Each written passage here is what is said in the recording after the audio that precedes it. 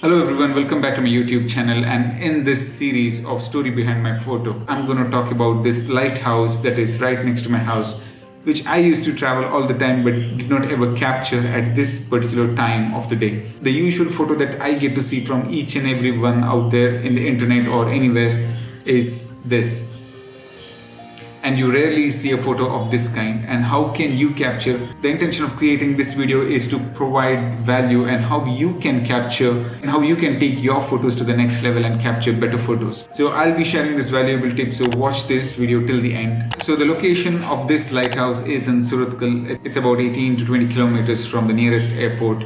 That's the Mangaluru International Airport. Well, the place is famous because of the hilltop temple over there, which is a historical place, and also the lighthouse, which is right next to that. If you go to the temple, on the back side of the temple is where you can sit and relax, and you can spend the entire evening over there. You get to see ships entering the Mangalore airport.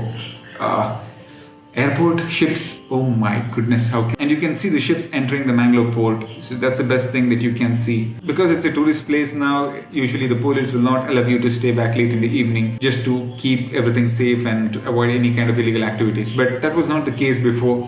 When I captured this photo some time back, it need not be this place, but you can go to any place wherever there is a lighthouse to capture this kind of photo. This was at around 7 to 8 p.m. in the evening after sunset, and also the sea waves were not at its peak. The tide was low, and I could easily walk in the seashore and place my tripod in the sand where there were sea waves. So there is a bit of risk in you taking your tripod to this place because the sand granules can enter into your tripod legs. So the problem in you using a tripod wherever there is these waves is that your tripod will sink slowly when there is water going around its legs. So you cannot keep your camera steady. Make sure that in between the waves, when there is a bit of short interval of time, that's when you need to capture this photo. And to capture a photo of this kind, you just need 1 or 2 seconds time, or maximum under 5 seconds. You just have enough time between the two waves to place a tripod and capture this photo. The image that I've captured here, or the one that you're seeing right now, is from the seashore where there are waves. So it is not easy to place your tripod. That's a difficulty involved in capturing this photo. Well, unless there is some kind of difficulty, you cannot really get that unique shot, or else it will be just any other ordinary shot, right? This place is also very close to the Western Ghats, and if you're interested in hiking, there are a lot many videos out there that I've uploaded. By the way, you can join my friend zone that I have created. There's a link in the description below where you can join, and I'll be sharing exclusive content only for my subscribers. So go ahead, subscribe to my YouTube channel and sign up to the newsletter. So going back to this photo on how I have captured this, it is not the regular photo that you capture out of your mobile phone or any other DSLR camera. It is basically I can say a slightly long exposure shot, but not a really long.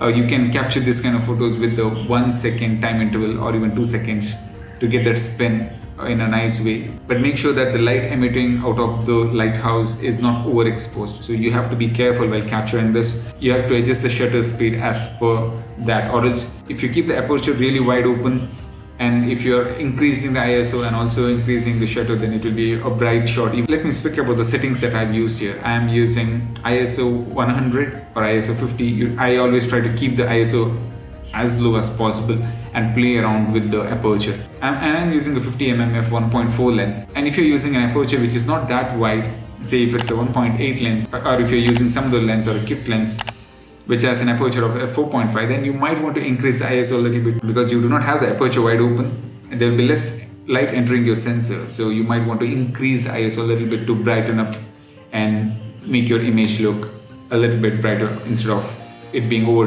dark.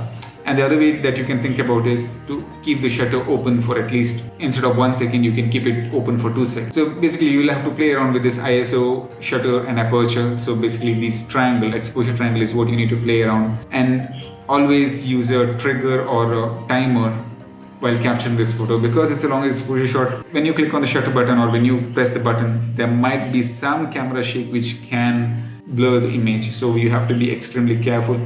I would say use a wireless trigger, or you can use a trigger with a cord in it, which is cheaper than the wireless one.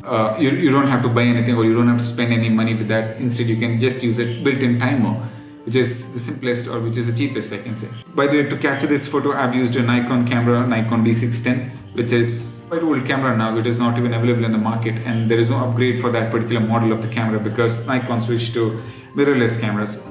By the way, you don't have to worry about which camera I use or which camera you have got. It can be any camera. You can try with the settings. The settings will remain the same irrespective of whatever camera that you're using, whether it's Sony or Canon or Nikon or any camera in the market that is available. You can use any of those. By the way, as I said earlier, I'm using a 50mm f1.4 lens. You need not have 1.4. You can even go for a cheaper lens, which is 1.8 lens or whatever kit lens that you have got. And again, coming back to the settings that I have used is f1.4 is the aperture, ISO 100, and the shutter of 2 seconds. Or you can even play around, bring it down to 1 second or 3 seconds.